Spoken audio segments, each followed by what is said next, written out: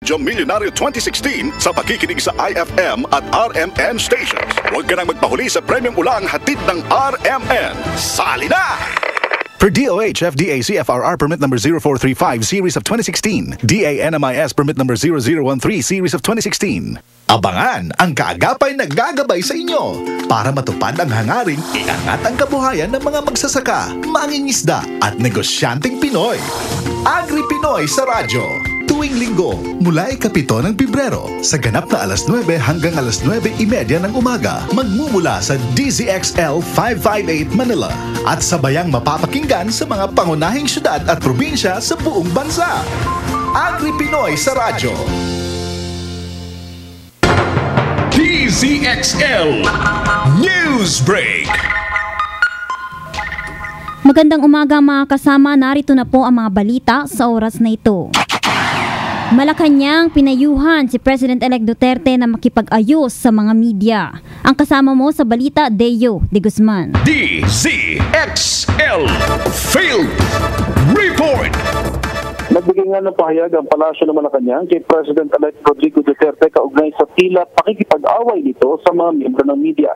Ito ang sinabi ng Malacanang sa harap na rin ng catcalling incident sa isang press conference ni Duterte sa isang babaeng reporter ng GMA7 at ang pahayag nito kaugnay sa media killing na inalmahan naman ng maraming media group.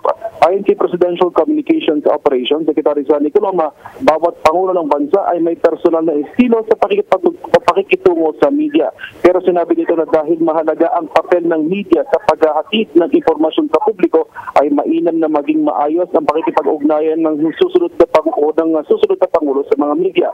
Sa iba pang balita ay tiniyak naman ni Coloma na ang kanyang kahandaan sa pagtulong kay incoming Communications Operations Secretary Martin Antanar para sa pagkakaroon ng smooth transition of office. Kasama mo sa Palasyo ng Malacanang. Para sa mga sa public service, Deo de Guzman ng DZXL 558, nangunguna sa inyong mga radyo.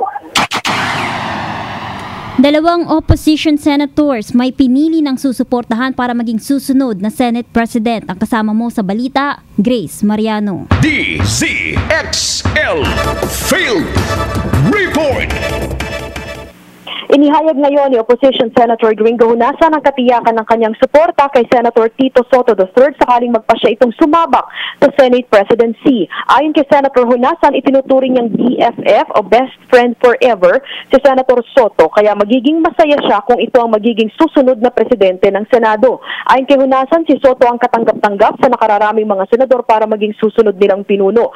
Sa ngayon anya, grupo nila ang may pinakamalaking bilang, kaya't kumpiyansa siya na walang sino mang makakabuo ng kinakailangang 13 boto kung hindi sila isasama.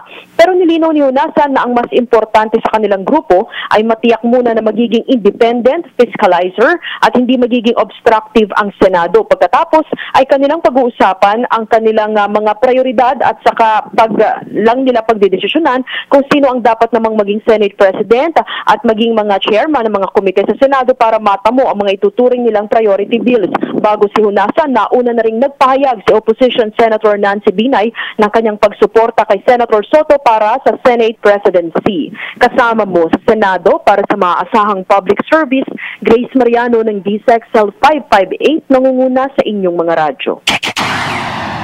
At dating mataas na opisyal ng PIDEA na aresto dahil sa illegal na droga, pahirap pang makapagpiyansa. Ang kasama mo sa balita, DK Zarate. DZXL Field Report.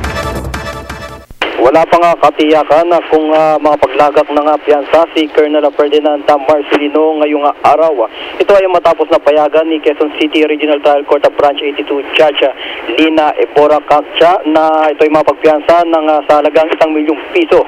Ayon kay Attorney Dennis Manalo, abogado ni Colonel Marcelino, hanggang sa ngayon ay hindi pa raw nakakalikom ng pera ang kanyang kliyente.